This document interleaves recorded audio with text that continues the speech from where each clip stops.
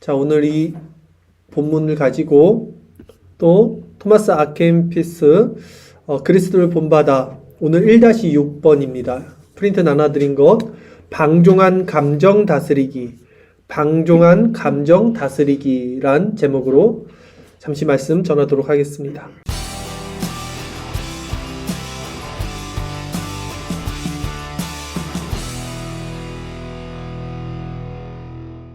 제가 읽겠습니다.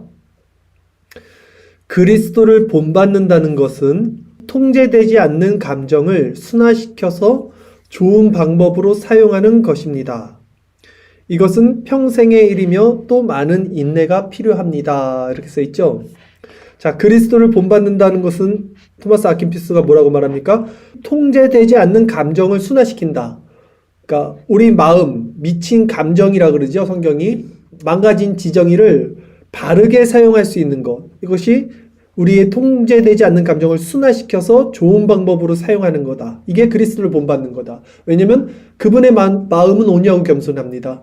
그분의 마음은 온전해요. 그래서 그 온전한 마음을 우리가 본받는 것, 즉 배운다는 것은 그렇게 우리 감정, 우리의 그 망가진 마음을 순화시켜서 좋은 방법으로 사용하게 되는 것. 근데 이것은 쉬운 일이 아니라 그러죠. 평생에 우리가 거쳐야 할 어떤 성화의 과정 가운데 있는 일이고요. 그러기에 또 많은 인내가 필요하다는 것입니다. 1번 읽겠습니다. 사람이 한계를 넘어 어떤 것을 갈망하면 바로 내면의 동요가 일어납니다. 있어요. 사람이 어떤 한계가 있어요. 중용이라는 마음 제가 가끔 하잖아요. 한계치를 넘어서면 안 되는 마음이 있어요. 우리가 뭐 하나 빠지더라도 그 이상 넘어가면 안 되는데 그 극으로 치달을 때가 있어요. 그 한계를 넘어서면 어떻게 됩니까? 그래서 넘어서서 어떤 것을 갈망하면 그것이 내면에 이제 동요를 일으킵니다. 그러니까 죄를 만들어낸다는 거예요. 우리가 지나가다 예쁜 여자가 있어요. 쳐다볼 수 있어요. 쳐다보고 말아야 되는데 계속 쳐다보고 그걸 또 그 상을 머릿속에 막 두고 또 상상하고 이러면 이제 그게 죄가 되는 거예요. 마찬가지라는 거예요. 한계가 있다는 거예요. 우리는 항상. 근데 그거를 넘어서면 이제 어떻게 됩니까? 내면에 마음에 동요가 일어난다는 거예요. 그러니까 한 가지에 집착하게 되죠. 우리가 어떤 거에 빠지면. 그게 왜 그래요? 고장난 마음, 우리는 이 감정, 아까 말한 통제되지 않는 감정, 이렇게 발음이 안 되지? 통제되지 않는 감정이 있기 때문에 그런데 이 고장난 마음을요, 제어를 못하는 거예요. 우리가 한 가지에 빠지게 되면, 극으로 치닫게 되면, 한계를 넘어서게 되면, 그러면 어떻게 됩니까? 마음의 균형이 깨어져요. 균형이 깨어지면 어떻게 됩니까? 원래 내 마음에 있던 그 성령의 자리, 하나님의 자리가 사라지게 되겠죠. 그 얘기를 하는 겁니다. 그래서 교만한 자와 탐욕자는 결코 평안할 수 없습니다. 라는 거예요. 이 교만한 자, 탐욕자가 다 이 내면의 동료가 깨어지는 상태, 한 가지에 깊이 갈망해서 그 선을 넘어가는 상태거든요. 그래서 마음의 평정심을 잃어버리는 상태, 하나님의 자리를 빼앗긴 상태, 이게 지금 교만과 탐욕자의 마음입니다. 이 탐욕의 특징은요, 그래서 계속해서 어떤 것을 추구합니다. 끊임없이 추구해요. 그런데 그것을 추구하고 그 세상 것을 갈구하고 그것에 목이 마르지만 결코 끝끝내 채워지지 않아요. 그의 마음이. 마시면 마실수록 더 갈증만 심해지는데 그것에 중독돼서 그럼에도 그것을 벗어나지 못하고 계속해서 추구하는 거죠. 세상적인 것을. 이게 교만한 자와 탐욕자의 마음입니다. 그러니 그 마음은 어떻습니까?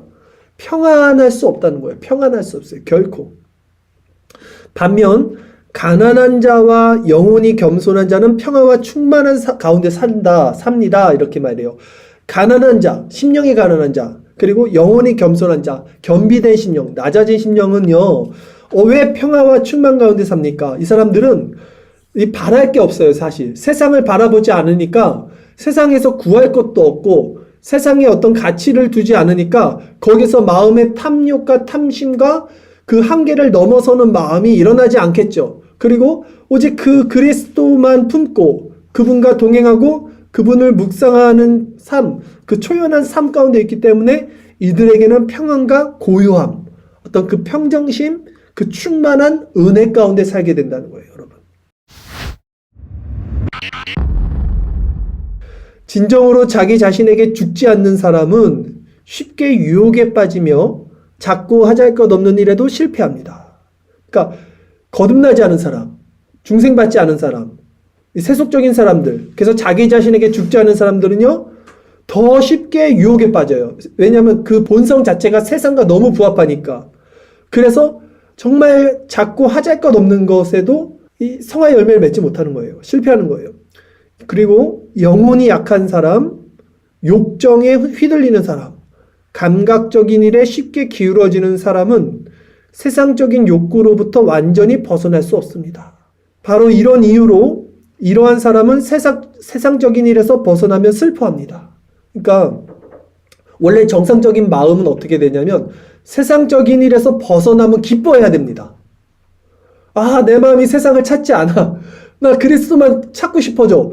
그러면 기뻐해야 되는데 이 세속적인 사람들은요, 세상 것에서 힘을 못 받으면 풀이 죽어요. 힘이 없어요, 오히려. 슬퍼합니다. 그래서 뭔가 감각적이고, 뭔가 욕정적이고, 뭔가 세속적이고, 뭔가 유물론적, 이 물질적이고, 뭔가 여기에서 힘을 받게 된다니까요.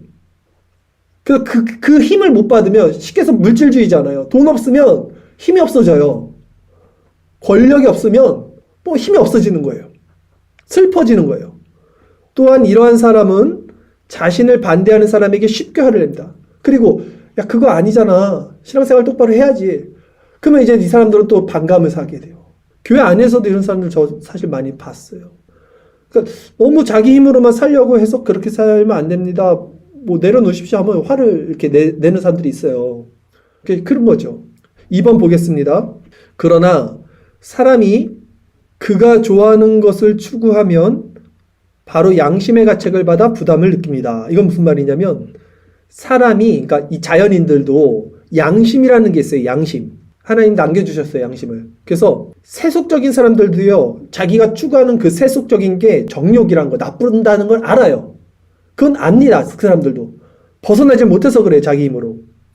그래서 사람이 그가 좋아하는 것을 추구하면 양심의 가책을 받아서 부담은 느낀다고요. 나쁜 짓 하면서 양심의 가책 안 느낀 건 정말 그거는 사탄한테 잡힌 사람이고, 사이코패스 같은 사람이고, 보통 일반적인 자연인들은 나쁜 짓 하거나 그런 정욕적인 삶을 살면 아, 이렇게 살면 안 되는데 안다고요. 가책을 느낀다고요. 그래, 그것은 그가 평안을 추구하는데 아무런 도움도 되지 않는 격정을 따라 살기 때문입니다. 그러니까 계속해서 말하는 거예요. 격정, 격한 감정, 미친 감정, 통제할 수 없는 마음이에요, 이게. 그러니까 이것을 따라 살아가요, 이 사람들은. 세속적인 것, 유물론적인 것, 물질적인 것, 그리고 내면적인 것, 미시적인 것, 어떤 영혼적인 것, 영원적인 것, 어떤 진리 안에 있는 것, 이런 하나님의 마음, 속성, 그런데 그 안에 있는 평안을 보지 못해요, 이 사람들은.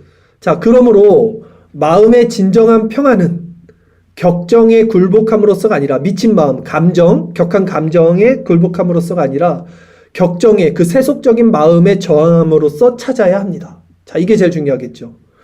우리가 진짜 평화를 얻기 위해서는 어떻게 합니까? 세상 사람들은 오히려 그 물질적인 것을 추구함으로써 평안을 얻으려고 해요. 그러나 진짜 평안은 그 물질적인 것, 그 세속적인 감정에 굴복하는 게 아니라 그것에 저항함으로써 찾아야 돼요. 육신을 따르는 자는 육신의 일을, 오늘 본문이 그걸 얘기하는 거예요. 영을 따르는 자는 영의 일을 생각한다 그러죠. 그러니까 우리가 육신의 일을 생각하면 아, 내 지금 격정이, 내 감정이 육신을 따르는 거예요.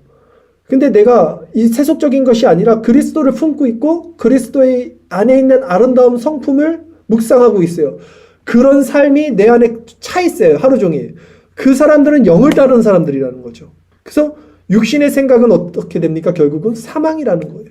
그러나 영의 생각은 생명과 평안이다 라고 로마서에서 말하고 있는 겁니다. 자, 마음의 평안은 육적인 사람에게 있는 것도 아니고, 그리고 주변 일에 헌신적인 사람에게 있는 것도 아닙니다. 주변 일에 헌신적인 사람 뭡니까? 육적인 사람 중에서도 양심적인 사람들이 있어요. 선한 사람들 있죠. 박애주의자들, 막 돕는 사람들. 그렇게 주변 일에 헌신적이 한 사람들도 사실은 육적인 사람들이라는 거예요. 마음의 평안은 거기 있지 않아요. 흐뭇하겠죠, 남들 도우면. 그러나 그것도 감춰진 자기 의라는 거예요. 오직 마음의 평안 누구에게 주어집니까? 열성적이고 영적인 사람. 이 열성은 무슨 열성이에요? 그리스도를 찾는 열성, 하나님을 구하는 열성, 신앙의 열성, 그 열심, 그 영적인 것을 추구하는 자들. 이 밤에 우리 죄를 회개하면 됩니다.